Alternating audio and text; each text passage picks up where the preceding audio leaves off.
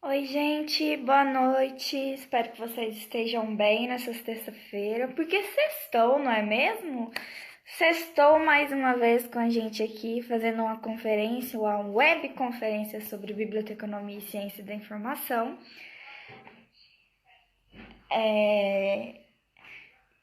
Já agradeço vocês por estarem aqui. A Natália já entrou, vou convidá-la.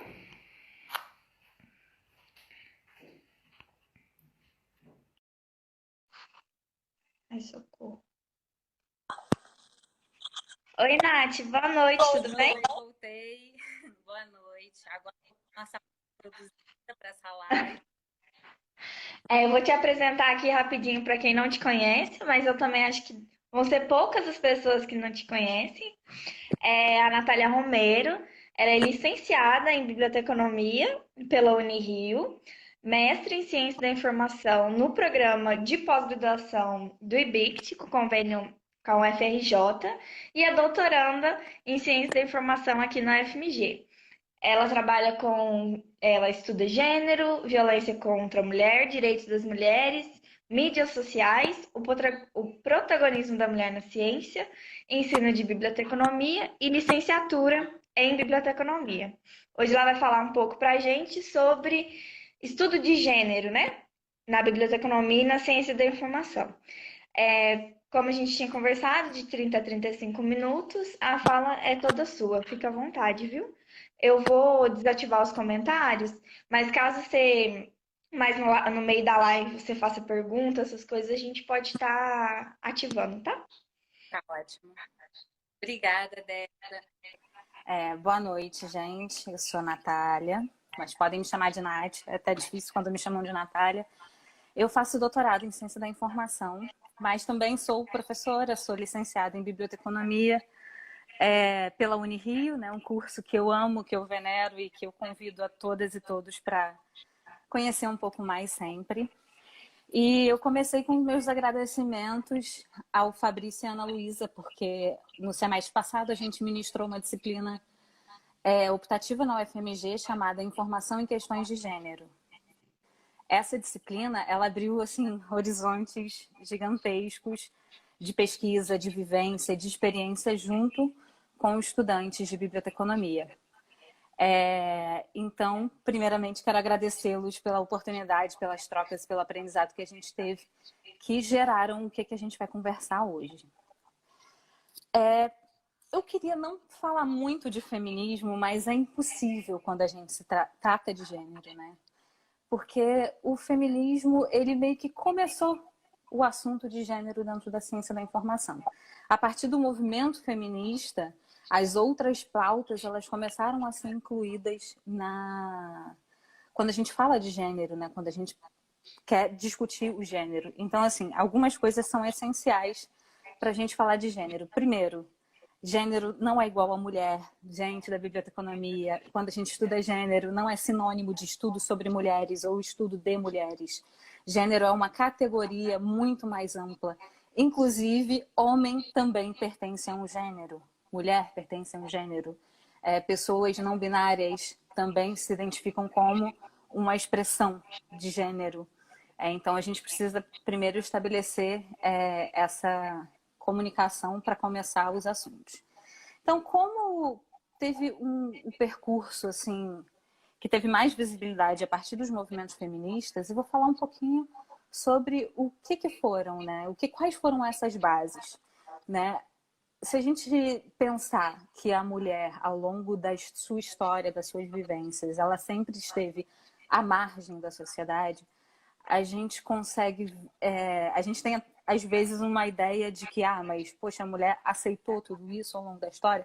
Não, as mulheres não aceitaram ser subalternizadas, né? Houve expressões de resistência ao longo do tempo, durante todos os séculos anteriores, mas assim no século XIX essas questões elas foram concentradas por um período que a gente conhece como pré-feminismo, né? Ali onde algumas iniciativas de pequenos grupos ou iniciativas individuais, como da Mary Wollstonecraft, que começou a lutar pelos direitos das mulheres.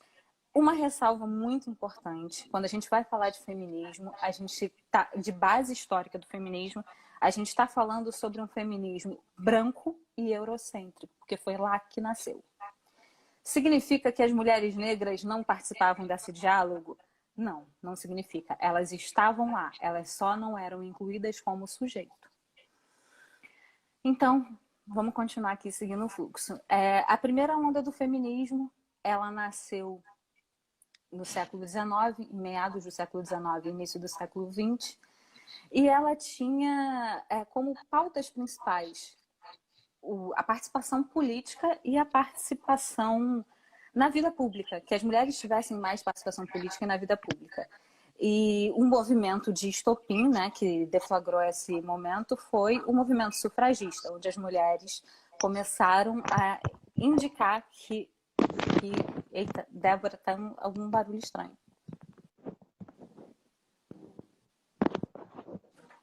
Débora, não consigo ouvir. Acho que deu alguma interferência. Pronto. Não consigo saber se todo mundo está me ouvindo. Então, assim, voltando. A Aqui primeira... tá sim. Tá assim? É porque tem um barulho e aí eu não sabia se era falha de conexão.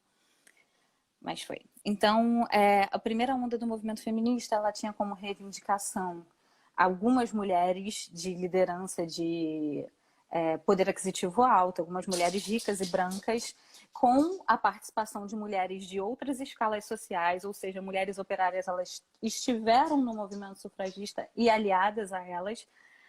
Algumas pessoas até dizem que mulheres da elite se aproveitaram de algumas delas para colocar a classe operária no front, enquanto elas ficavam como responsáveis pelas ideias, né? E é muito importante a gente salientar que o movimento feminista, a ideia de movimento interseccional, que é quando a gente inclui as mulheres, a classe e as perspectivas raciais e étnicas, isso já foi falado antes. Não é uma coisa da terceira onda, como a gente vai ver mais à frente, mas a Sojourner Truth, ela fez um manifesto chamado Eu Não Sou Uma Mulher, que era para reivindicar que ela também, como uma mulher negra estadunidense, tinha um lugar dentro dessa comunidade, dessa sociedade que pensava a igualdade de gêneros. Mas quando a gente fala na igualdade entre homens e mulheres, nesse início, né, final do século XIX, início do século XX, a gente muitas vezes vê que as mulheres negras elas foram distanciadas desse movimento. A Bell Hooks ela fala um pouco disso também num livro homônimo ao panfleto manifesto da Sojourner, que o livro também se chama Eu Não Sou Uma Mulher, e lá ela discute como mulheres brancas quiseram se aliar aos homens negros para excluir, né? Houve uma tentativa de exclusão das mulheres negras nesse debate, né? Como tem relações entre o feminismo, entre a economia, entre as relações de produção, entre a inserção da mulher, não só a inserção, mas a manutenção da mulher no mercado de trabalho. Dois conceitos que são muito utilizados para definir, né, dois contextos políticos utilizados para definir esse movimento é a igualdade entre homens e mulheres baseadas no liberalismo e universalismo. Era como se mulheres e homens fossem iguais. Em oposição a isso, a gente tem teorias socialistas e marxistas, né, essas correntes que foram oposições a esse lado, a essa perspectiva liberal, que a gente encontra nos estudos da Rosa Luxemburgo e da Kollontai, que é uma pesquisadora russa, né? Depois eu vou até indicar a bibliografia sobre elas para vocês, né? Então, assim, a gente tem uma perspectiva liberal e a gente tem uma perspectiva aliada à teoria social, né? A teoria social de classe, que o que a gente tem que ter bem na cabeça é que esse diálogo começou numa perspectiva de analisar as condições de trabalho de mulheres operárias, né? Trazer as mulheres operárias no debate. Então, assim, esse primeiro movimento era a inserção, qualidade de vida da mulher dentro do mercado de trabalho, né? Quando a gente fala de Rosa Luxemburgo e da Kollontai. E, no outro lado, ideias de mulheres brancas muito fortes, né? Quando a gente fala de feminismo. Quem quiser conhecer um pouquinho mais da Sojourner, Eu tenho aqui uma imagem que eu vou mostrar para vocês, que é de um manifesto político dela, sobre essa indagação, né? Por que ela não era considerada uma mulher naquele contexto? Só um instante. Foi.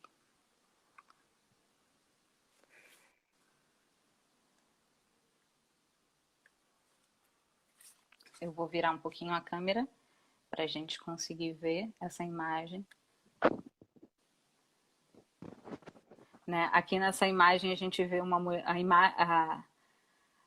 a imagem de uma mulher negra retinta que questionava, que teorizava sobre a sociedade, que agia, porque é um manifesto de um periódico, né, de um jornal, ela até vendia, né, tá aqui o preço do jornal, 25 cents. Né? Então, assim, é aí que a gente começa a mudar essa perspectiva de que na primeira onda não tinha mulheres negras, que a ideia de interseccionalidade ela está surgindo e emergindo no final da segunda com o início da terceira onda. Então, vamos lá agora passar para a segunda onda do feminismo, que nesse momento passou a parte da primeira onda, surgem outras teorias sociais que começam a dar corpo a essas manifestações. Né? A segunda onda ela é marcada por diversas teorias sociais. Né? É um momento em que a gente tem a ideia de radical, ou feminismo radical, ou feminismo raiz. Né? Radical aqui, ele é um feminismo raiz, ele não é para ser usado como insumo para transfobia, ou LGBTfobia, ou qualquer outra discriminação de raça, classe e gênero. Tá, gente? A ideia é de usar como ideias raízes, né? Ideias que começaram, que funcionaram esse movimento. O momento mais forte dessa segunda onda foi os anos 60 e 70. Dentro desse movimento, a gente tem umas discussões riquíssimas quando a gente vai analisar a sociedade. E uma delas, a gente pode começar a pensar a partir de um manual que surgiu dentro de uma revista, né? Que era conhecido como Manual para Ser uma Boa Esposa, nos anos 50, e foi publicado no Brasil. E incluía diversas agressões às mulheres, entre elas de que as mulheres não tinham voz dentro de casa, de que a casa não era delas, de que ela deveria esperar o homem chegar do seu trabalho, acolhê-lo, nunca exaltar, nunca reclamar se ele faltasse, se ele chegasse mais tarde ou se ele não fosse para casa. E tem sempre uma perspectiva passiva do que era para ser essa mulher perfeita dos anos 50. Então, assim, a gente tem de um lado uma forçação midiática que pressiona as mulheres a terem um perfil de corpo, um perfil de cabelo, um perfil de aparência jovial, elegante, classuda, e um movimento crescente de feministas radicais que estavam queimando sutiã, que estavam querendo tirar a maquiagem, estavam querendo botar a mulher para usar calça, né? Até isso veio um pouco antes do que eu tô falando, mas assim, a gente tem esses dois lados, né? E quando a gente estuda feminismos, quando a gente estuda gênero, sempre tem em mente que não é uma história única, tá? A Chimamanda já falava sobre isso e vamos endossar, né? A Chimamanda fala sobre isso, que ela tá viva, e vamos endossar que não é uma história única. Então, o que a gente está falando aqui é o que era o cenário conhecido como o cenário do feminismo, que tinham muitas ideias norte-hemisféricas da Europa e dos Estados Unidos. E a gente precisa ver também como é que foi esse movimento aqui no Brasil. Hoje não vai dar para a gente conversar sobre isso, porque senão ainda tem muito assunto para rolar. E assim, eu só vou exaltar a Leolinda Daltro, que foi uma professora baiana, né, uma mulher baiana, que começou esse movimento de mulheres na política e ela fundou o primeiro partido feminista do Brasil. Então, cabe exaltá-la aqui também. Na segunda onda, a gente vê algumas discussões sobre direitos reprodutivos muito fortes, sobre as políticas do sexo, do corpo, muito forte, como assim, de um jeito que analisa o papel da mulher no mercado de trabalho, né? Muitas discussões sobre sexualidade. É aqui que a gente vê emergir uma das mulheres que eu acho mais impactantes e importantes, pensadoras do século XX, que é a Audre Lorde, né? Ela começa com um diálogo aliando tanto a perspectiva étnico-racial quanto a perspectiva de sexualidade junto à categoria mulher, né? Então a gente vê Audre Lorde discutindo sobre lesbiandade, sobre como é ser uma mulher negra lésbica na sociedade no meio do século passado. Isso é muito rico, isso é muito potente, isso é muito poderoso.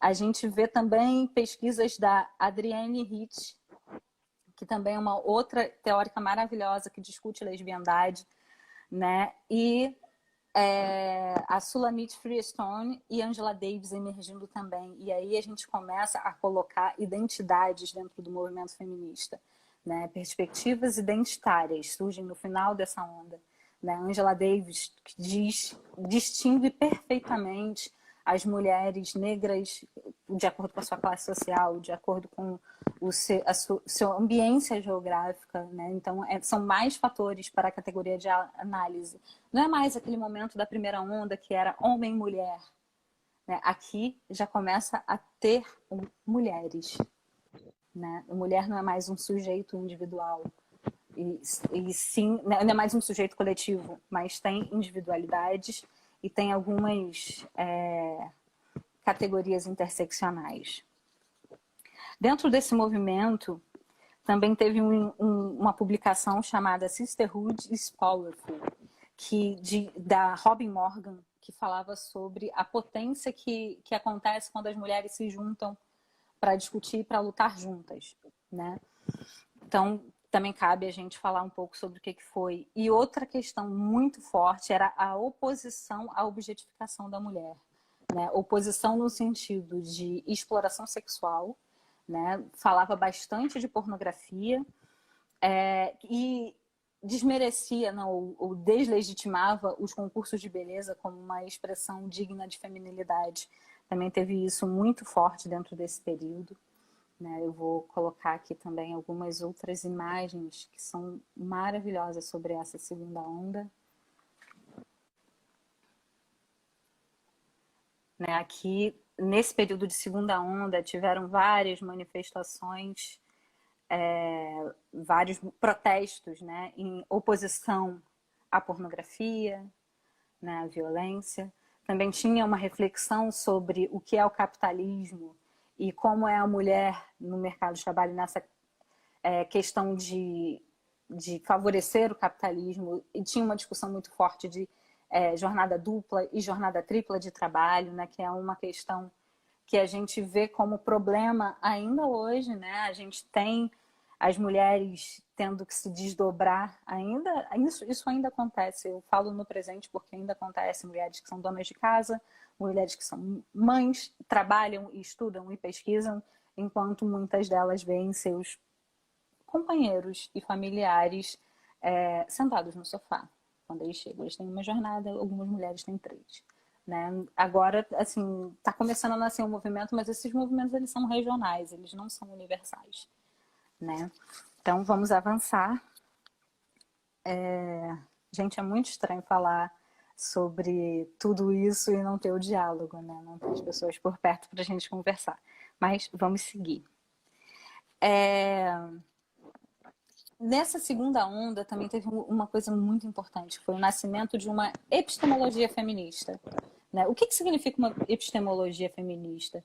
É quando as mulheres começam a desenvolver teorias, metodologias, filosofias e em oposição a uma epistemologia passada, em oposição às ideias de um mundo construído e pensado só pelos e para os homens. Então, quando a gente fala de epistemologia feminista ou epistemologia das mulheres, a gente está dizendo que deve haver um olhar das mulheres, deve se popularizar a perspectiva de que as mulheres fazem a ciência e essa ciência ela tem que ser respeitada, tem que ser utilizada, tem que ser disseminada. Então, assim, é uma ideia, as epistemologias feministas vieram para romper com a estrutura patriarcal. Primeira vez que eu falo essa palavra hoje. Achei que até que ia falar muito sobre ela. Mas é para romper a uma perspectiva de ciência tradicional que foi endossada pelos homens que fazem parte de uma estrutura patriarcal. né? Então, assim, o surgimento de epistemologias feministas são muito, muito, muito importantes. E em breve, talvez tenha um artigo saindo sobre isso dentro da ciência da informação. Então, estejamos atentos. Vamos avançar um pouquinho. Então, agora a gente vai para a terceira onda do movimento feminista, que antes de entrar nela, a gente precisa se atentar ao que estava acontecendo no mundo. Essa terceira onda, ela veio ali no final dos anos 80, início dos anos 90, e ela simboliza o fim da União Soviética, a queda do Muro de Berlim, as ditaduras na América, o fim das ditaduras, fim e meio das ditaduras na América Latina, a ideia de um mundo globalizado vem muito forte para influenciar essa onda. As perspectivas neoliberais também são muito fortes e o hiperconsumismo também é muito forte dentro dessa área. Então, são influências que vão fazer com que a gente pense, né, o que é ser mulher dentro desse outro contexto mundial jamais visto antes, assim como todos os outros momentos. Né? Nesse momento, a gente vê o nascimento da internet e é óbvio que as feministas e mulheres de todos os lugares, né, as mulheres que poderiam utilizar esse recurso, que podem utilizar esse recurso, iam tomar esse espaço, claro. Depois a gente vai ver isso mais para frente também.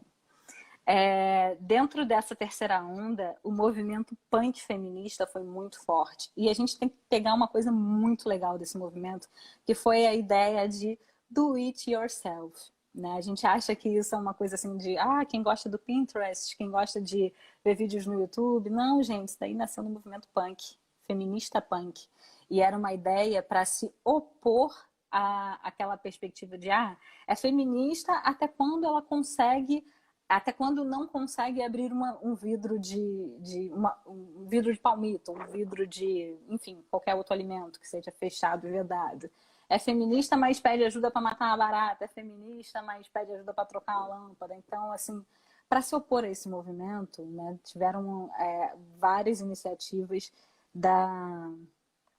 do feminismo punk, das ideias do feminismo punk. Também veio aquela noção de garota rebelde, que mudou completamente assim, a performance de feminilidade, ou aquela ideia de que o homem era a pessoa que saía e que desbravava o mundo, e a mulher aquela coisa recatada, aquela coisa do lar, aquela coisa, né, mais certinha. Então, assim, o movimento feminista punk ele veio com tudo pra gente pensar essas performances, né?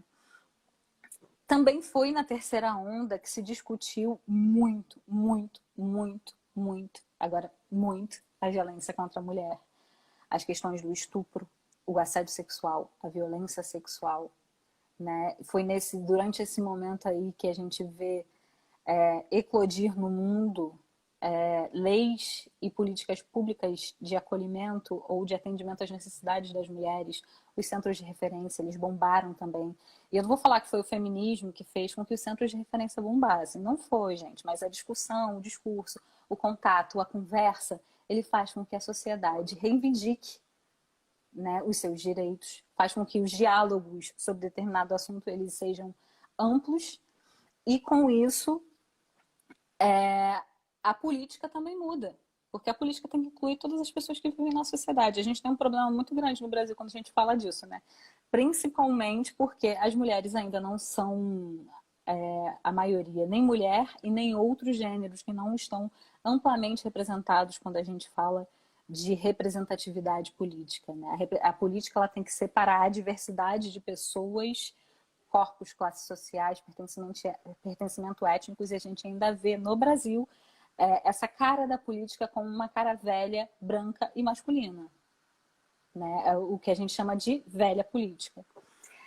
Seguindo, também é nessa fase que o conceito de interseccionalidade emerge. Esse conceito ele foi criado em 1989 pela advogada e ativista Kimberlé Crenshaw. Maravilhosa, perfeita. Assim, gente, leiam conteúdo sobre ela, leiam as publicações dela, que são incríveis para a gente pensar que a gente não pode mais colocar mulheres como uma categoria ou colocar a distinção de gênero mulheres como apenas uma categoria em oposição ao homem, Como se só existissem esses dois sujeitos. Não, não existe. Existem outras dinâmicas na sociedade, que são as dinâmicas do gênero, que a gente já vai chegar, né? Então, assim, a interseccionalidade ela veio para fortalecer uma perspectiva feminista identitária, ou uma perspectiva de representações identitárias quando a gente fala sobre gênero e sobre a participação das pessoas, né, nos diálogos e nas ocupações dos lugares. Né? E o que a gente vê aqui nesse momento também é uma oposição ao que tinha muito forte na segunda onda, que era o conceito de sisterhood, né? Que é essa palavra que representa a irmandade entre mulheres, como se todas nós juntas, quando a gente quer, a gente dá as nossas mãos e vamos lá lutar contra o patriarcado. Gente, isso não existe, não é bonito assim, se fosse seria maravilhoso, mas não é. A gente tem as questões interseccionais que precisam ser consideradas, sim. A gente vê ainda muita desigualdade em relação à mulher cis e à mulher trans, né? Isso é uma coisa muito muito dolorosa de se dizer, porque a gente vê ainda hoje, com todas as questões avançadas, com várias teorias sociais feministas avançadas, distinções de pertencimento étnico-racial que são problemáticas. A gente está num período de quarentena, por exemplo, e tem pessoas que são abastadas que não dispensaram as empregadas domésticas que trabalham na sua casa. Né? Então, a gente tem que se atentar a isso. Né? O que também está acontecendo nessa quarentena, que a gente consegue observar que essas dinâmicas de raça e classe, elas precisam ser mais atendidas. Né? Quem é a maior quantidade de pessoas na informalidade no Brasil? Onde elas estão? Né? O confinamento é um privilégio que poucos têm, mas onde estão as outras pessoas? Por que elas estão passando sobre aquelas coisas? Né? Então, a partir da ideia de interseccionalidade e oposição ao que era conhecido como sisterhood, né? Essa irmandade entre mulheres, que começou a ver uma perspectiva mais decolonial. Isso é maravilhoso. Recomendo muito a leitura do capítulo da Lugones, da Maria Lugones, que é uma teórica argentina maravilhosa, né, que todo mundo, recomendo super que as pessoas conheçam. Dentro desse movimento de terceira onda também começou a crescer a perspectiva da teoria da diferença, de que existem diferenças apesar das igualdades, ou não tem mais um contexto igual, não é mais mulheres unidas, né? São muitas mulheres. E é uma tarefa de quem está inserido nessa terceira onda, como nós, né? E unir os debates, deixá-las falar e ouvir. Né? A gente tem que deixar as pessoas falarem e ouvir. Eu, como uma mulher branca, né, não posso nunca, em momento nenhum, falar como é o sentimento de opressão vindo de uma mulher negra. Não posso falar por ela. Vamos deixá-las vir. Então, aqui a gente rompe com essa perspectiva de sisterhood e chama todo mundo para conversa, entendendo que somos diferentes, mas podemos caminhar juntos. Na terceira onda, a gente vê a ideia de performance, de performatividade. Aí a gente vai trazer, né, nossa querida Judith Butler para o rolê. Né? Inclusive, esse aqui é uma bíblia, quando a gente fala de questões sobre performance e performatividade. Né? Que é como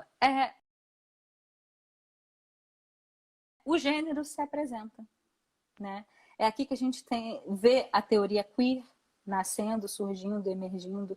É aqui que a gente observa o quanto a estrutura social impacta na nossa apresentação e na nossa identidade de gênero. Vou exemplificar com a minha própria experiência. Né? Eu, uma mulher branca lésbica, né, que nasceu numa metrópole, quer dizer, mais ou menos, né? Eu nasci em Nilópolis. Nilópolis não é metrópole, mas enfim, está no contexto metropolitano do Rio de Janeiro. Né? Eu me apresento dessa forma aqui para vocês. Né? Eu não tenho uma coisa muito feminina quando a gente pensa aquela feminilidade de longos cabelos, né? De alisamento, maquiagem muito carregada, apesar de eu estar super maquiada hoje, que não é uma normal, mas é porque tá bonitinha. Então, assim, eu mostro essa performance para vocês. Eu escolhi apresentar essa performance. Mas se eu olhar para a Natália de 10 anos atrás, é uma outra pessoa, completamente uma outra pessoa. Porque a Natália de 10 anos atrás, ela atendia muito mais a feminilidade. A Natália de 10 anos atrás não se reconhecia como uma mulher lésbica. A Natália de 10 anos atrás, ela não se relacionava com mulheres. E não tinha uma autoestima fortalecida para ser uma mulher gorda e estar se achando bonita hoje, porque eu tô. Hoje eu tô bonitinha. Então, assim, são várias outras questões que nascem a partir do contexto de performance, né? De como a gente pensa as performances e como a gente se apresenta para o mundo, que vem a partir de ideais que nasceu no feminismo, mas foi cada vez mais ampliando o debate. Isso é muito legal, sabe? Porque significa que mais gente está tendo acesso a espaços educacionais e científicos que antes não tinham. Se a gente só vê poucas perspectivas sobre determinado assunto, é porque o assunto não está sendo inserido dentro de um ambiente científico. E se ele não está sendo inserido, o que isso significa? Significa que gente pobre, gente periférica, né, que mulheres, em algum momento já foi uma questão, não estão fazendo ciência ou discutindo ciência, né? Dentro dessa terceira onda, para além da discussão de performance, performatividade, né, o que é o gênero e a sexualidade, o que é um fator de estrutura social, o impacto de uma estrutura social e o que é biológico. Na verdade, essa questão do biológico, ela é super complexa, né? Quando a gente pensa na Judith Butler, por exemplo, que é a principal teórica da performance, né? Uma das principais que a gente utiliza na academia, a gente discute as representações do masculino e do feminino das pessoas não binárias e aí a gente começa a observar outros contextos, como também a inserção de pessoas que não se enquadram nessas características e algumas performances escolhidas para se apresentar para o mundo, como as drag queens, por exemplo. Né? Elas são uma performance. A drag queen não é uma mulher. A drag queen é um homem que está vestido de mulher para uma performance artística. Né? Então, tem essas distinções também dos papéis de gênero. Nesse momento, a gente vê também alguns movimentos políticos que estão surgindo e crescendo, e é um movimento de regresso, mas de uma perspectiva diferente. Né? A gente viu que na segunda onda tinha a queima dos sutiãs como um manifesto simbólico, né, no qual a gente apresentava no qual a gente rompia com os padrões de feminilidade, né? Então, queimar sutiã, não andar com aquele vestido ou maquiada. A gente viu tudo isso romper. Na terceira onda, a gente vê um movimento também surgindo para que, peraí, eu posso ser feminista, eu posso discutir tudo, mas eu posso continuar usando meu batom e meu salto alto. Então, a gente vê isso tudo emergindo também, né? Isso tudo também são questões sobre a performance, que continuam aí, né? A outra questão também que veio em oposição a uma ideia da segunda onda é a questão da pornografia e da prostituição, né? Elas são analisadas sobre uma outra perspectiva, alguma delas como uma expressão de uma sexualidade. Eu não estou aqui concordando com pornografia ou concordando com prostituição. Eu estou falando que existem contextos. Né? Eu, particularmente, não gosto de pornografia, não costumo assistir. Para mim, ainda remete a uma questão que é voltada para o olhar do homem e para o prazer do homem. Né? Mas, enfim, temos um debate bem grande sobre isso também para nascer. Deixa eu avançar aqui. A gente vê também algumas outras expressões que antes foram utilizadas para desvalorizar a mulher, agora utilizadas para ampliar o debate, para um ativismo mais forte, como, por exemplo, o que a gente conheceu como Marcha das Vadias, que são marchas criadas para se opor à estrutura patriarcal. Então, a gente usa a palavra vadia como uma questão de protesto mesmo, né? E tudo isso vai fazer, assim, tem gente que diz que existe uma quarta onda do feminismo, mas eu não compartilho muito desse pensamento, né? Eu acho que ainda não tem base teórica definida. sobre esse assunto, mas assim, essa quarta onda seria o uso maciço das redes sociais, né? A eclosão das discussões sobre cultura do estupro, a representação da mulher na mídia, o assédio sexual no trabalho, na casa, e a postura denúncia como uma recusa do silenciamento. Só que essa última parte, especialmente, eu vou colocar como uma referência a uma teórica muito importante, maravilhosa da segunda onda, chamada Audre Lorde, que ela já dizia, né, no século passado, em meados do século passado, que o seu silêncio não te protegerá. Né? O silêncio da gente não protege a gente contra a dominação patriarcal. Né? Então, eu fiz esse briefing de feminismo para a gente chegar a entender como é que é a discussão do gênero. O gênero ele é uma categoria social imposta sobre um corpo sexuado. Né? Uma categoria, ele não é uma coisa que vem quando a gente nasce. Eu nasci com vagina, sou mulher, você nasceu com pênis, é um homem. Não. Não tem nada a ver. Até porque a gente tem que desmitificar uma questão, é que não existem só esses dois órgãos sexuais.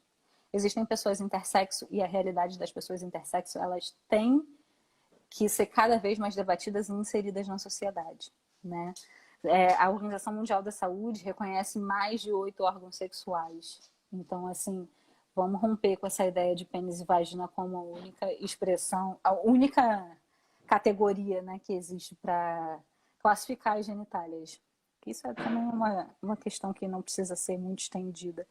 Né? A gente precisa falar sobre a vida das pessoas intersexuais, a gente precisa ir contra a perspectiva da medicina, né, que durante muito tempo e em muitos casos fizeram cirurgias desnecessárias em seres humanos e isso causa problemas de identidade de gênero e sexualidade para muitas e muitas e muitas pessoas. Tem um canal do YouTube que fala sobre isso e quando eu botar referência para vocês, eu vou indicar esse canal que fala sobre a realidade das pessoas intersexuais, né, e os sofrimentos que essas pessoas passam. Né? Quando a gente fala de gênero, a gente chama para a conversa Joan Scott, né, que foi foi uma das teóricas mais importantes para definir o gênero como uma categoria de análise histórica, né, e tudo isso para fazer aquela oposição sexo-gênero, né, e é uma categoria útil de análise. Eu acho que o meu tempo ele está se estendendo, então eu não posso me debruçar muito sobre o texto da Joan Scott. Né? Mas, assim, quando a gente fala de gênero, a gente se refere a tudo que foi socialmente definido e qual o papel desse corpo sexuado nesse mundo. E aí a gente vai distinguir, né, identidade de gênero e identidade de sexualidade. O que é isso? O que significa LGBTQIA+, o que é gênero aí, o que é sexualidade aí? Gente, essa sigla LGBTQIA+, ela representa um grupo de pessoas que foram oprimidas numa estrutura patriarcal que dita regra para a sociedade, né? Como se comportar como homem, como se comportar como mulher, como se comportar como homem, como mulher numa perspectiva cisgênera e numa perspectiva transgênera, né? E as outras expressões de sexualidade. Quando a gente estudou esse livrinho maravilhoso aqui da Judith, tem um conceito dela que se chama heterossexualidade compulsória. O que significa isso? Uma estrutura do capitalismo, do patriarcado, para dizer que as pessoas têm que ser heterossexuais. Por quê? Porque elas têm que criar herdeiros. Elas têm que criar herdeiros e elas têm que criar trabalhadores. Né? Então, assim, por um lado, a gente tem a criação do trabalhador como força bruta de trabalho para o capitalismo, e de outro a gente tem a criação e geração de herdeiros, porque o homem não acaba quando ele morre, né? Numa estrutura capitalista. Numa estrutura capitalista, o homem morre, mas o que ficou da vida dele passa para os seus descendentes. Né? Então, essa ideia, quando a gente fala também sobre isso, de gênero e de existência, a ideia de finitude, né? É uma ideia que o capital quer acabar. Né? Então, assim, o capital não aceita que a gente morre, que a gente acaba. Vamos fazer o que para prolongar isso? Né? O que a gente faz cientificamente, como avanço científico e tecnológico para prolongar a vida, para prolongar a existência, para deixar os nossos bens, né? Enfim, toda essa questão. Deixa eu... Nossa, me deu sede. Só um instante, gente. Eu vou beber um vinho porque sextou. E eu chamei todo mundo para beber vinho comigo ou beber o que quiser, né? Então, falamos sobre gênero, falamos sobre teorias de gênero, sexualidade e feminismo, né? Vamos falar um pouquinho também sobre masculinidade, que é uma performance muito dolorosa quando a gente vê na sociedade. E masculinidade é uma coisa que está sendo um grande problema quando a gente fala em quarentena de novo. Vou trazer a realidade da quarentena para a gente debater. Quando a gente pensa em masculinidade tóxica ou em uma situação de privilégios, a gente tem que pensar na situação das mulheres vítimas de violência. O que está acontecendo com elas nesse período de quarentena? O que está acontecendo com a central 180, que é o número que a gente liga quando vê casos de violência? Ela está esgotada. É muito atendimento, aumentou muito os níveis. Porque se a gente não trabalha essa ideia de o que é ser homem e como é ser homem no contexto social, como é que a gente dialoga? Como é que a gente desmistifica essa performance da masculinidade? Como é que a gente faz com que os homens não agridam? Com que os homens não matem nem eles próprios e nem as suas parceiras? Ou as pessoas que eles acham que não deveriam existir, né? Então, masculinidade também é um conceito dentro do gênero que precisa ser aumentado, dialogado. E para isso eu vou indicar o meu cunhado maravilhoso, André Francisco, que discute na perspectiva da antropologia. Também vou indicar o material dele para vocês. Agora vamos para dentro da ciência da informação. A gente tem os estudos de gênero dentro da ciência da informação. Uma coisa assim problemática, né? Quando a gente fala. Por quê? Porque dentro da nossa área, muita gente acha que estudo de gênero é sinônimo de estudo sobre mulher. Gente, não é. Tem muitas outras questões para a gente estudar, né? São poucos os trabalhos. Inclusive, eu só vi uma única vez, um trabalho sobre a sexualidade do homem. Sobre sexualidade, não, sobre a saúde do homem dentro de um evento. Uma vez. Né? Então, assim, a gente tem como precursoras a Gilda e a Jaqueline, professoras do IBICT, né? Instituição que eu adoro, que sou muito grata por tudo que aprendi lá. A gente que trabalham a questão da participação da mulher na ciência, né? E essas dinâmicas que existem da mulher em comparação ao homem dentro da perspectiva da ciência. E a Patrícia Espírito Santo, que se formou na UFMG, que é outra instituição que agora estou fazendo parte. A gente teve algumas teses muito importantes, muito importantes, defendidas recentemente, né, como a do Raimundo Nonato, que fala sobre regime de informação das políticas públicas LGBTQIA+, no Brasil. A gente teve a tese da Juliana Perdigão, que se chama Informação Simbólica e analisa as representações sociais de mulheres de noiva de cordeiro. Gente, esse trabalho é lindo, incrível, maravilhoso. Inclusive, a Ju foi na disciplina e foi sucesso total.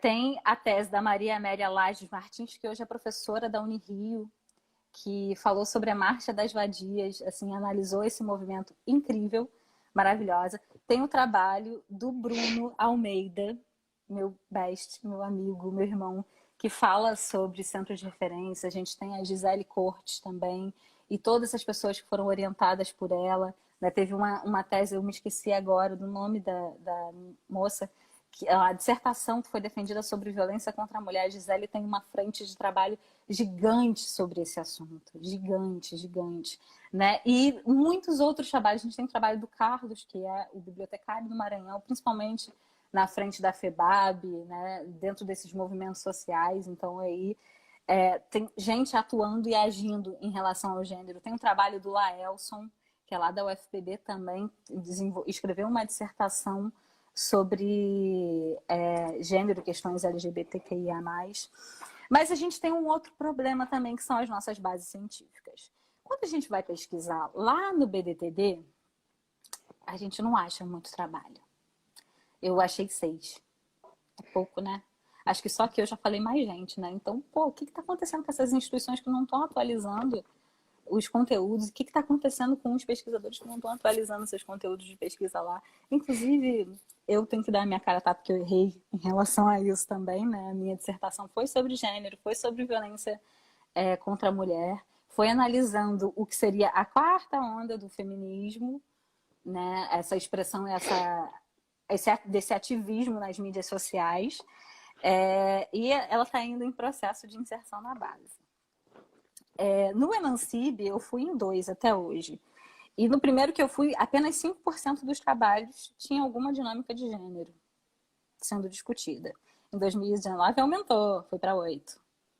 Né? Então, assim, a passos devagarzinho, mas está crescendo. Né? Na Abrapes tem 400 artigos indexados com o termo gênero. Mas quando a gente vai olhar bem, às vezes o gênero ali não é o gênero que a gente está estudando, são outras coisas. Né? Então, assim, não dá para olhar só o quantitativo e não olhar para o qualitativo quando a gente pega essas bases e quando a gente pega esses conteúdos. Tá acabando, gente. E, por fim, a gente tem outras iniciativas que estão acontecendo, que são políticas identitárias, né? Como o surgimento do selo que eu coordeno em parceria com a Fran, que é o selo Niota, e o nosso objetivo desde o início foi promover diálogos interseccionais, né? Tanto em relação à diversidade de gênero e sexualidade, como em relação à diversidade étnico-racial. Não é que a gente não trabalha com as outras perspectivas, mas é porque elas já foram muito faladas. Já teve muito homem lançando livro aí, gente. Agora a gente quer botar as gays, as bi, as lésbicas, sapatão, todo mundo, vamos fazer evolução, né? Como diz o meu querido Bruno. E a gente quer botar quem não tinha muito espaço para trás. Né? Então eu vou indicar alguns livrinhos. Todos eles estão disponíveis gratuitamente no site do Selo Niota. Né? E isso também foi uma ideia que a gente fez para que todas as pessoas tenham acesso a conteúdo sobre essas discussões. Protagonismo da Mulher na Biblioteconomia, volume 1. Maravilhoso! Protagonismo da Mulher na Biblioteconomia, Arquivologia e Biblioteconomia, Museologia e Ciência da Informação, né, que é como Protagonismo volume 2. Esse ano a gente está com um edital aberto para o Protagonismo 3, né, que vai surgir em breve, após essa quarentena. A gente tem Mulheres Negras na Biblioteconomia, que, olha, gente, isso aqui é muita potência. Isso aqui é um outro lugar, né, que foi coordenado pela Fran. Os outros 10 foi feito comigo em parceria com a Fran.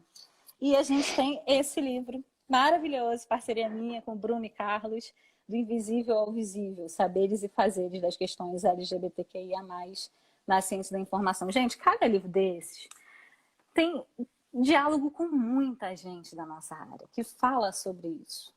Por que a gente ainda está vendo na base 6 teses e dissertações?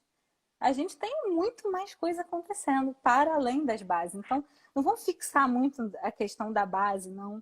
Vamos olhar para as outras fontes de compartilhamento de saberes. Vamos olhar para a literatura, vamos olhar para a música e vamos olhar para a poesia. Né? Eu vou até colocar uma musiquinha aqui, que é um convite para a gente pensar um pouquinho mais sobre essas performances. Ela é de uma cantora que eu admiro muito. Eu vou tirar o fone só para vocês ouvirem melhor. Chamada Bia Ferreira.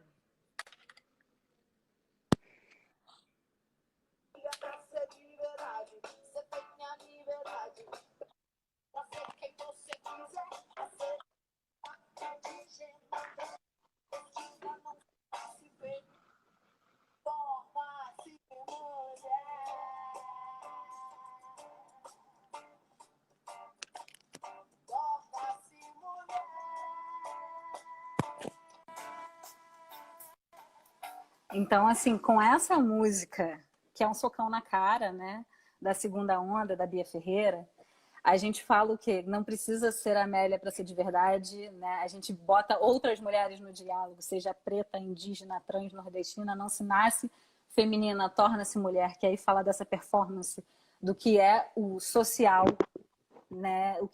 Do impacto do social sobre o sujeito individual, né? Então, assim, isso está em todas as partes. Eu não sei mais quanto tempo eu tenho, mas eu acho que é pouco, que eu falo bastante.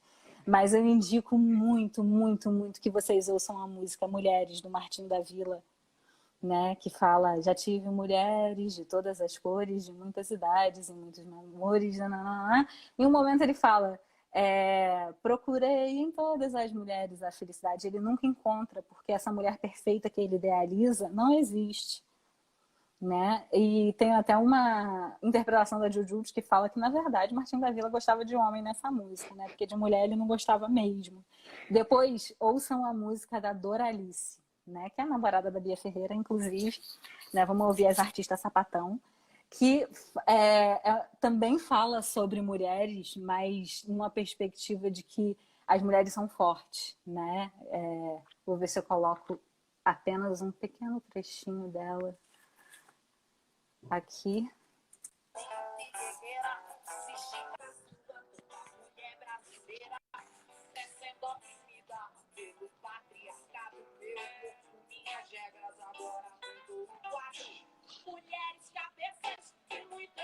Essa artista.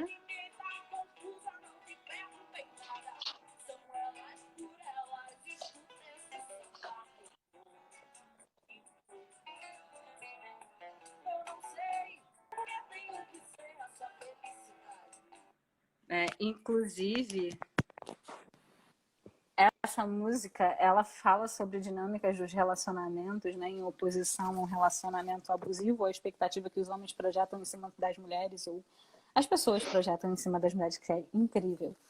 E, para finalizar, eu quero ler uma poesia de um poeta não binário, não binárie, tá? Eu acabei colocando no masculino, que é muito boa para a gente entender e refletir por que a gente precisa ampliar o debate sobre gênero. Eu queria muito ter mais tempo para falar, porque teria muitas outras coisas a dizer.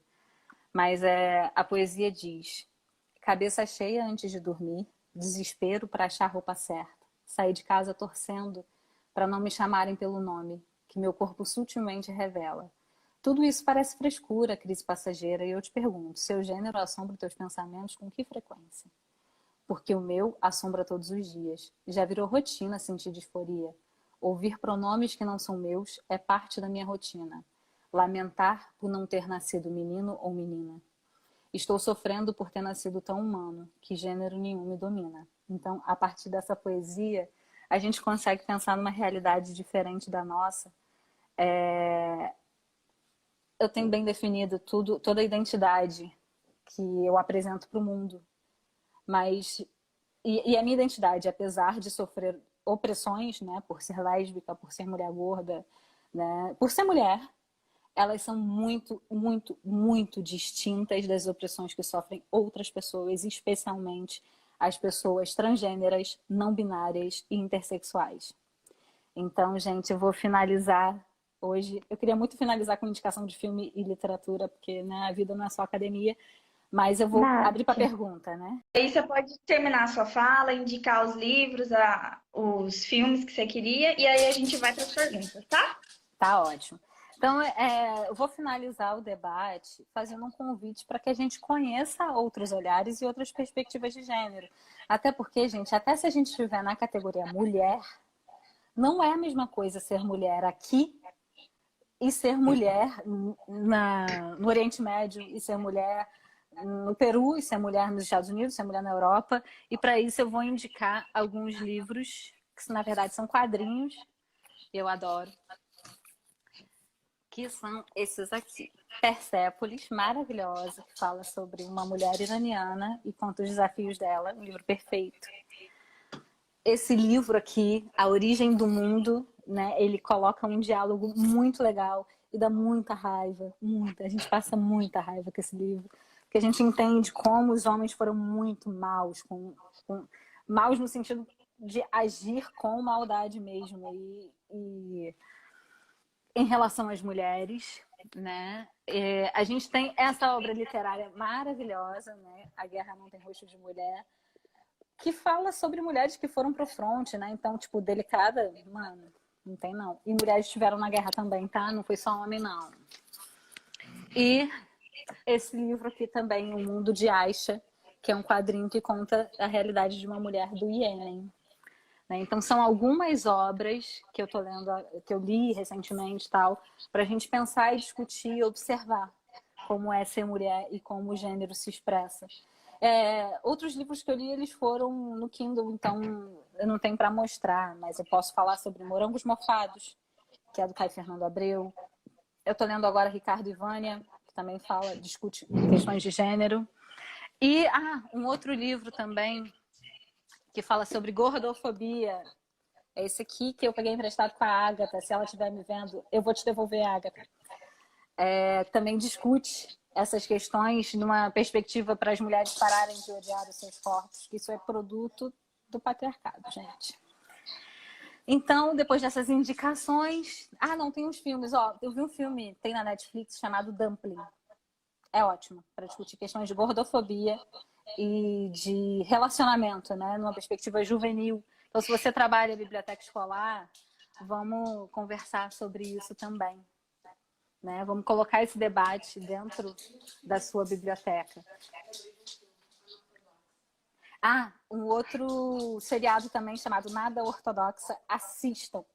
Fala a realidade de uma mulher de uma comunidade judia ortodoxa incrível. E agora, assim, coisas que nós podemos fazer. Vou fechar só com isso, tá, Débora? Coisas que a gente pode fazer dentro da biblioteca, dentro dos espaços de informação, para debater e colocar esse debate de gênero, né? Primeiro, quantas pessoas estão na sua biblioteca que representam a categoria mulher? Ou quantas dessas pessoas são homossexuais, gays, lésbicas, travestis, transexuais, intersexuais, assexuais, demissexuais? Enfim, qual é a diversidade de pessoas que tem dentro da sua biblioteca? Se a gente for gestor, é tarefa nossa inserir essas pessoas no nosso espaço. A escolha da bibliografia que a gente coloca nos cursos de graduação, professoras e professores, meus queridos, quantos deles são mulheres? Quantos deles são pessoas LGBTQIA+.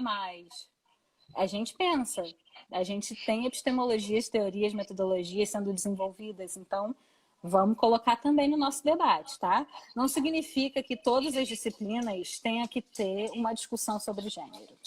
A gente pode agir politicamente apenas colocando um texto de uma mulher numa bibliografia ou de uma pessoa LGBTQIA+, dentro da bibliografia. Quantas pessoas são líderes de biblioteca? A gente dá uma risadinha que a Roberta, minha esposa maravilhosa, pegou uma cerveja para brindar com a gente aqui. O que eu posso fazer como ação cultural dentro de uma biblioteca para discutir violência doméstica, para discutir diversidade de gênero e sexualidade? Eu posso fazer um concurso de poesia LGBTQIA+, na biblioteca, não tem nada que me impeça disso. Eu posso promover a hora do conto com um autor LGBTQIA+, com autoras, enfim, com a diversidade de gênero e sexualidade.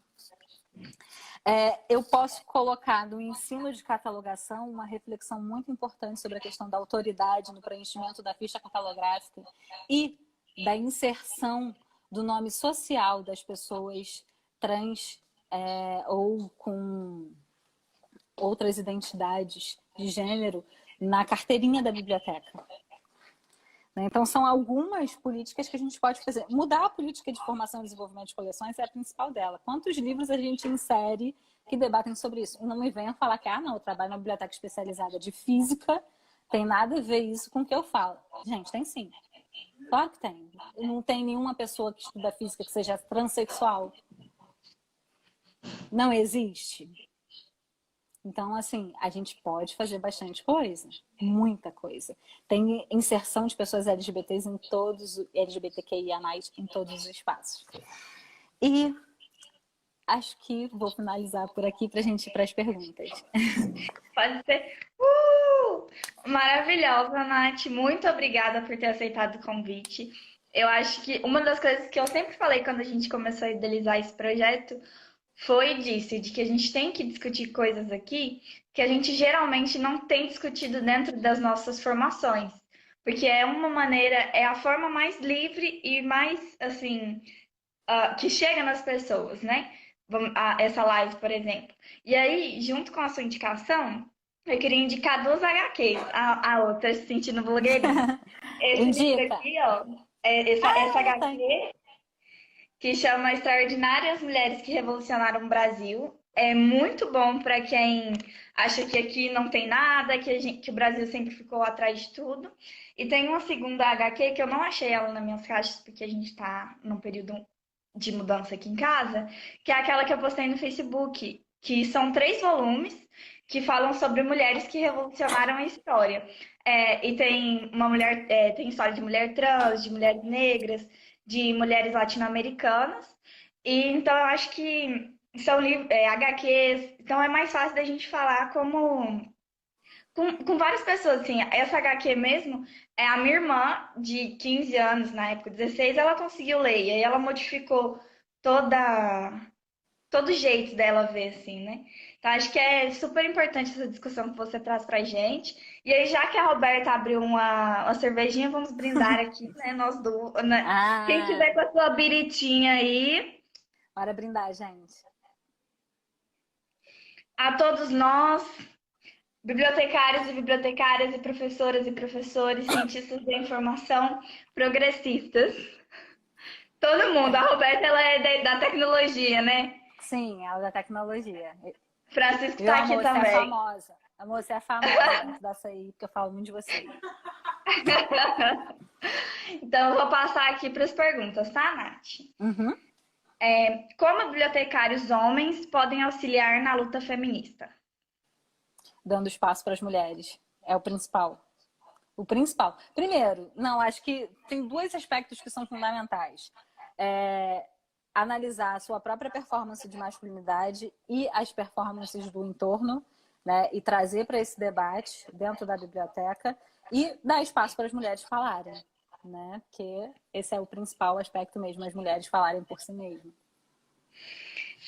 Como nós, profissionais da informação, podemos auxiliar as mulheres que estão sofrendo violência doméstica nesse período de quarentena?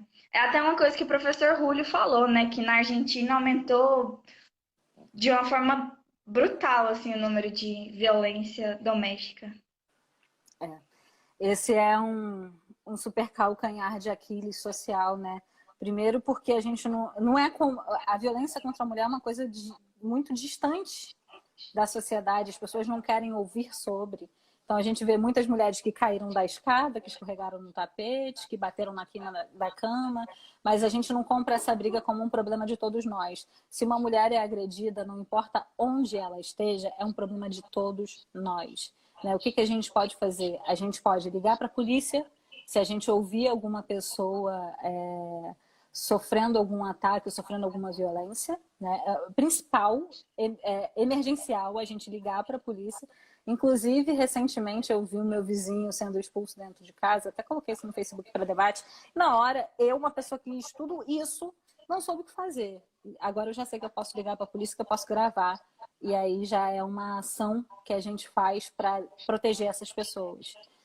A gente pode estudar a Lei Maria da Penha e a gente pode auxiliar essa mulher, né, com recursos informacionais a conhecer os seus direitos legais e a pedir uma medida protetiva, né, que é um direito da mulher. A gente tem que lutar, por mais que o Estado seja ineficiente em relação a isso. Inclusive, no Rio de Janeiro, uma cidade desse tamanho gigantesco, a gente tem 2 delegacias da mulher, então, obviamente, não dá conta. E elas não funcionam de madrugada, né? Elas têm um horário de funcionamento bem restrito, então não dá conta. O que a gente pode fazer é ceder informações e agir, né? Denunciando, repreendendo, vendo uma masculinidade tóxica acontecendo diante dos nossos olhos e falando: peraí, querida, vamos discutir isso aí. Opa, opa! Opa, opa, né? A gente tem que meter a colher em briga de marido e mulher sempre. Sempre. É assim que a gente amplia as possibilidades de debater a violência doméstica, né? Em períodos de quarentena que a gente tem que estar distante. Mas se tiver numa biblioteca, a gente pode ver outras formas, né? A principal delas é reunindo grupos, né? A gente cresce muito no diálogo. Foi respondido? Só para complementar, o Carlos até comentou aqui que a gente pode levar esses debates para dentro da biblioteca, né? Para a gente Sim, utilizar sim. esses espaços para propiciar bate-papos entre órgãos e a própria sociedade. Uhum. Às vezes fazer um bate-papo da Delegacia da Mulher com mulheres ou na Sim, sociedade sim, em convidar geral, as na verdade. delegadas, né? Conhecer a Central 180, né, como instituição e estudá-la, né? Trazer uma pessoa que trabalha lá para contar para as outras como é, o que elas ouvem, também seria importante. Mas isso é pós-quarentena, gente. Agora fica em casa. Isso. É, você concorda que, embora a área seja majoritariamente feminina, os cargos mais altos de órgãos representativos e coletivos da área são masculinos? Depende. Depende. Isso aí não é uma questão universal. Porque se a gente for olhar institucional dentro de uma perspectiva científica, a gente vê que o IBICT teve muitas mulheres na sua trajetória como liderança.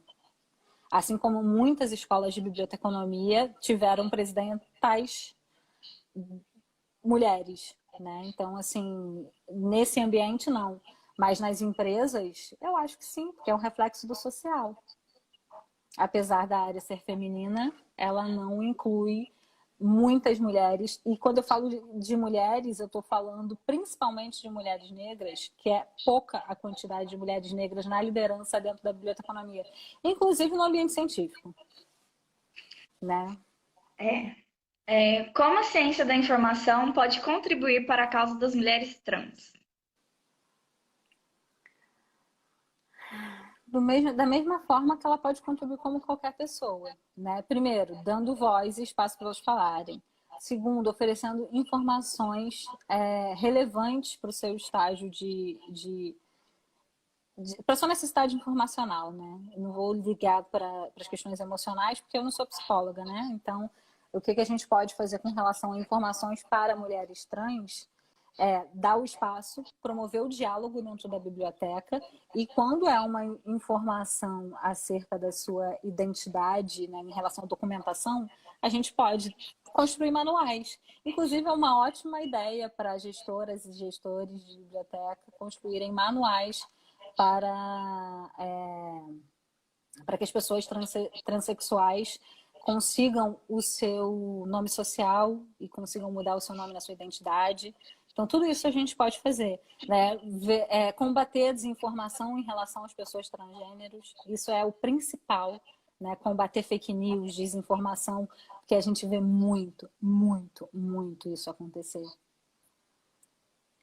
Tem mais? Não, tem, só para contribuir também, o Carlos ele comenta, vai comentando, a gente quer, né, vamos tentar mudar um pouco a live, o estilo da live, né? O Carlos Uhum. falou que em São Luís, a professora Mari Ferreira, que esteve com a gente no segundo Maravilhosa. dia, defendeu um artigo Gênero como categoria útil de análise para a biblioteconomia, pautado Sim. na John Scott, né? Então, Uhum. a quarta pergunta. Como assim? Eu quero parabenizar você e os demais envolvidos no selo Niota. Pode comentar um pouco sobre essa iniciativa? Sobre o selo? Ai, que bom, gente, Sim. essa pergunta, eu fico feliz. O selo nasceu de uma inquietação minha com a Fran, né? Ela me convidou e a gente pensou junto como a gente faria esse movimento de discutir a biblioteconomia, a ciência da informação. Começou com biblioteconomia, porque nós duas somos da biblioteconomia, e depois se expandiu para a ciência da informação e outras áreas do conhecimento. Hoje em dia a gente já tem livros a serem lançados da área das letras, por exemplo, da história, que está chegando também. Né? Então, foi um movimento para popularizar, né, a divulgação científica, né, para tornar acessível os conteúdos científicos, as produções, né, de pesquisadoras e pesquisadores do Brasil, e também para se opor a essa hierarquia, né, a esse sistema que a gente vive, né, que privilegia um perfil em detrimento de outros. Então, a gente criou o selo para dar voz a todas as pessoas, principalmente, né, pessoas negras, indígenas e as pessoas que representam toda a nossa diversidade de gênero e sexualidade.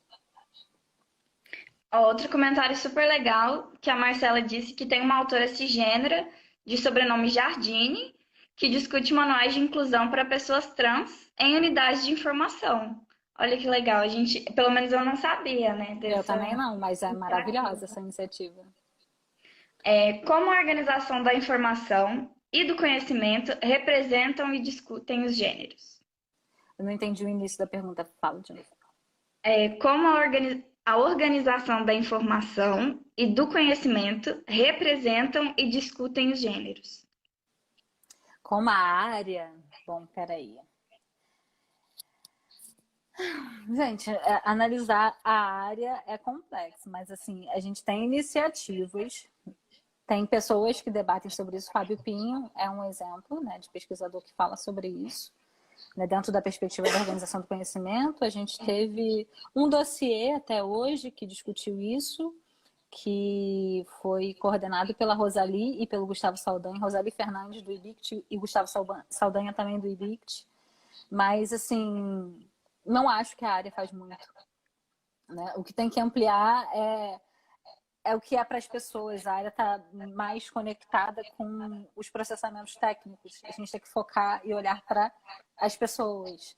Analisar as questões folksonômicas que acontecem por aí. Né? A gente vê hashtag surgindo como uma perspectiva de ativismo o tempo todo. Mexeu com uma, mexeu com todas. Primeiro assédio, né? Teve uma também sobre o STF, que eu esqueci, mas depois eu lembro. Mas que era em relação à criminalização da homofobia, né? Acho que era criminaliza STF. Então a gente vê que a organização do conhecimento tem que olhar para essas questões também e, inclusive, essas questões de organização do conhecimento nesse período de quarentena, ela está sendo assim um lugar muito grande para a gente analisar o campo, né? E inserir as pautas de gênero e sexualidade. As lives que acontecem são um grande laboratório para a gente pensar. E também todas as expressões dentro das mídias sociais, elas são espaços e campos muito abertos e muito fora do tradicional processamento técnico que eu espero que as bibliotecas estejam liberando seus profissionais, né? Nesse período. Para além do livro, para bem além da questão dos softwares, para além das questões das bases de dados, que a tendência é que elas fiquem um pouquinho mais desatualizadas, que a gente não sabe como é que está acontecendo, o home office e tal. Mas existem iniciativas, existem muitas pesquisas acontecendo, mas ainda não está muito integral esse debate, não está muito congregador. Tá aí para a gente começar um diálogo, né? Um grande campo para a gente começar um diálogo. De repente, mais eventos sobre isso.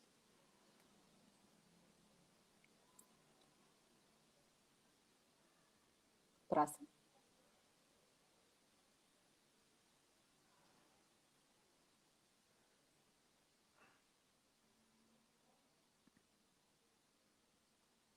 Débora? Não, eu tô procurando aqui as perguntas e tá um pouco travado para mim, mas vou fazer duas perguntas juntos porque elas são correlacionadas, tá? Uhum. Você acredita que o campo da ciência da informação está aberto a pesquisas relacionadas a gênero? Você Sim. acredita que as questões ainda são tabu para a área? Bom, é como eu falei antes, assim, não é um tabu para a área, né? Falar que é um tabu para a área da ciência da informação é invisibilizar o trabalho das pessoas que estão agindo dentro da área. Mas, assim, eu não posso falar que esse debate ele está universalizado. Tem lugares que acontecem mais, tem lugares que acontecem menos, mas esse debate ele tem cada vez mais ganhar força dentro da ciência da informação. Ele tem que ser ampliado, tem que ser discutido, ele tem que entrar prioritariamente nos cursos de graduação. Né? É o primeiro lugar que tem que entrar, porque é aí que a gente forma profissionais, é ali que a gente forma pessoas para a vida, para além das questões profissionais e acadêmicas. Assim, se a gente não coloca dentro dos cursos de graduações uma disciplina ou duas disciplinas de gênero, a gente está impedindo que esse diálogo aconteça. E assim, eu acredito muito que os debates se renovem que os debates se renovam a partir dos estudantes. Não é a partir de quem já está ali há um tempão pesquisando, Mas é a partir do estudante, é o estudante que vem com o que é novo, qual é a necessidade emergencial, o que, que precisa acontecer. Né? Foi a partir das pessoas da turma de informação em questões de gênero que eu vi que eu não debati e, inclusive, não consegui debater nessa live por questão de tempo e porque eu não tive tempo de pesquisar questões sobre as pessoas, sobre gênero, a condição humana. Eu não discuti aqui como é que é a realidade de uma pessoa com deficiência, como é que ela se expressa sexualmente, né? Sexualmente não, como é que sua sexualidade expressa, né? Como é que ela se apresenta, qual a performance que ela apresenta no mundo, quais são as dificuldades, né? Então, assim, são muitas as possibilidades e eu não tinha pensado nisso antes disso ser uma demanda que surgiu dentro de uma sala de aula. Então, quem renova a área são estudantes, né? Quem traz as novas percepções e as mudanças para a área são estudantes. Então, por que que não tem nos cursos? Era na hora da gente cobrar, tá na hora dos professores inserir, gente. Tá ficando feio já, a gente não colocar esses diálogos. Não sei se respondi. Respondi?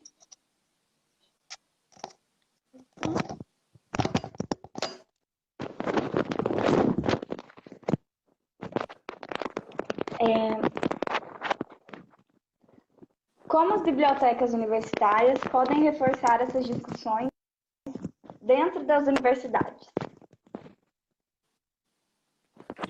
Promovendo eventos, né, que sejam liderados por mulheres e por pessoas de todas as outras identidades de gênero que a gente falou hoje, né? Então, na UFMG eu vi no período passado um evento chamado Mulheres na Ciência. Não sei se foi iniciativa de uma biblioteca, acho que não, mas as bibliotecas especializadas podem fazer isso. A representatividade é o que importa mais quando a gente fala disso. Então, colocar as pessoas para falarem já é ampliar o debate, já é a gente contribuir para que seja disseminada uma epistemologia diferente, né? Uma epistemologia de gênero dentro das áreas.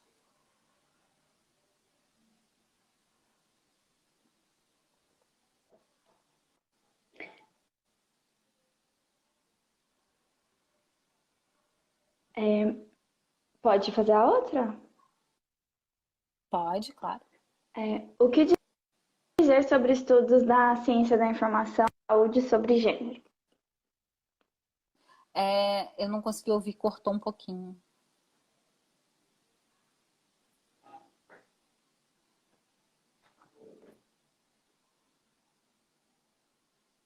Débora, o seu áudio cortou e eu não consegui ouvir sua pergunta. Ah, seu áudio cortou? Cortou. Eu só ouvi saúde. Vou fazer de novo. O que dizer sobre estudos na ciência da informação na área da saúde sobre gênero? Eles precisam crescer exponencialmente, né? Quando a gente fala de saúde, a gente fala de vida, de existência, né? Então, assim, trazer esse debate para a área da saúde é mais do que emergencial. A gente precisa colocar, né, o debate, aliar o debate às perspectivas da saúde, porque o que a gente mais vê é médico falando merda. Né? A gente vê muito médico falando muita besteira em relação às questões de gênero e sexualidade. E eu vou trazer uma experiência pessoal, Roberta acabou de levantar a mão aqui para a gente se lembrar, que no ano passado a gente foi numa ginecologista e ela falou que a gente não precisava de exame preventivo porque a gente é sapatão, né? Então, sapatão não tem câncer de colo de útero, né? Então, aí eu vou até deixar um deboche para falar que querem a cura do câncer é ser sapatão, já que ela se nega, né? Já que a gente está imune.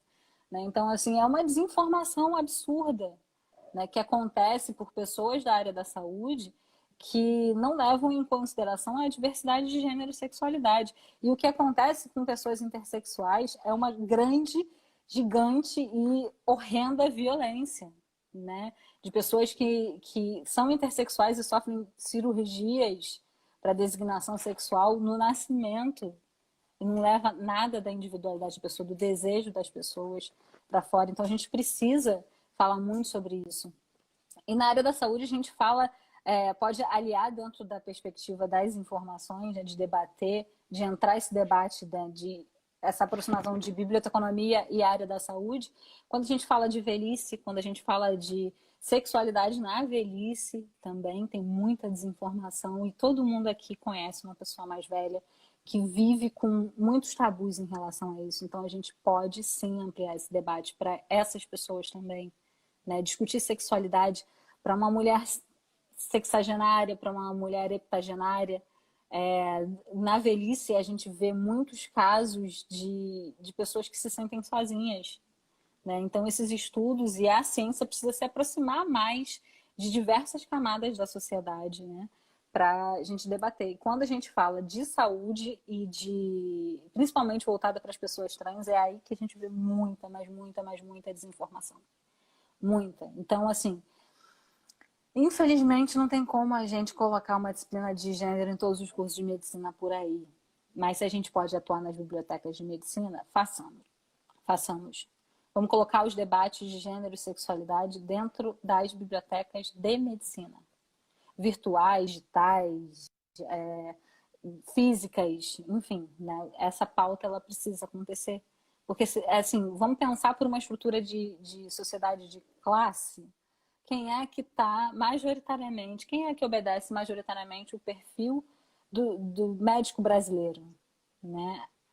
Antes do Enem, principalmente, que o Enem veio aí para botar mais gente no espaço onde o lixo foi negado anteriormente. Então, a gente vê uma classe de médicos super descontextualizada com a sociedade. Né? Agora que está começando a ter mais força a inserção de médicas negras, médicos negros, de pessoas LGBTQIA+, dentro das graduações de medicina, porque agora está ampliando as condições de debate e oportunidade dessas pessoas existirem. Então, elas estão existindo, ocupando. Então, assim, o que a gente pode fazer é a mesma coisa para diversas outras áreas. Dar voz, ampliar o debate, combater desinformação e estudar o que é gênero. Quais são essas teorias, né? Porque estão em toda parte, gente. Qualquer coisa que você faça na sua vida tem uma questão de gênero atrelada a você. Não, a roupa que você veste, né? As suas compras de supermercado, tudo isso tem uma questão de gênero ali implícita. De gênero, de pertencimento étnico-racial, de classe social, tudo isso atrelado. Então, tem que ser inserido em diversos campos. Próxima.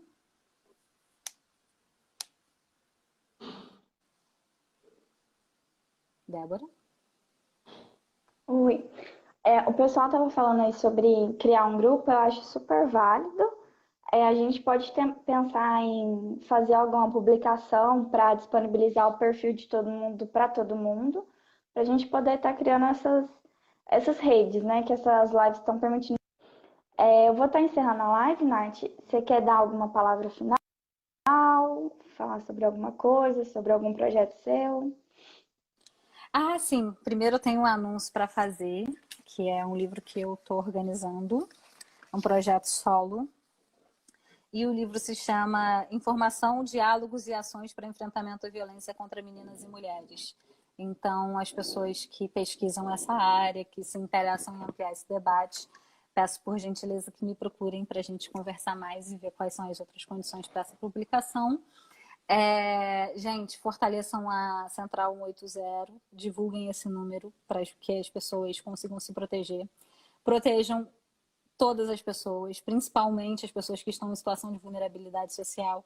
Fiquem em casa e qualquer dúvida, qualquer questão que ficou, qualquer correção, alguma fala minha, podem me mandar mensagem, porque o diálogo aqui é sempre aberto, tá bom? Obrigada, viu, Nath, por ter aceitado esse convite mais uma vez. Obrigada a todo mundo que participou dessa live, que esteve junto aí com a gente. Amanhã a gente não vai ter live, por uma desistência de última hora. Estaremos aí com o professor Oswaldo, o Oswaldo Francisco Júnior, Almeida Júnior, lá da Unesp. Então, espero todo mundo domingo. E aí, amanhã a gente vai tentar postar a bibliografia que a Nath falou pra gente, tanto dos livros, das séries, dos filmes, e dar uma organizada, fazer esse post talvez pra gente se conhecer, ter o contato de todo mundo. E é isso, gente. Eu agradeço de novo a Nath pela disponibilidade, por ter vindo. Sua fala foi maravilhosa. Acho que todo mundo que ficou aqui é porque gostou, é porque sabe que precisa de uma discussão assim na Bíblia e na CI. Então, eu te agradeço por proporcionar isso pra gente. Agradeço todo mundo que ficou assistindo. E aí eu vou me despedir de vocês agora e de desligar lá.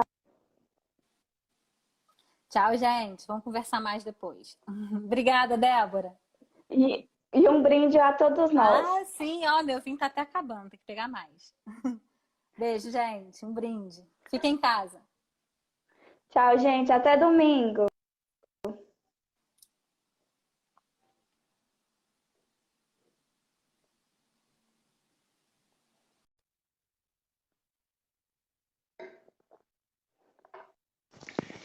Gente, muito obrigada por, por terem ficado até aqui.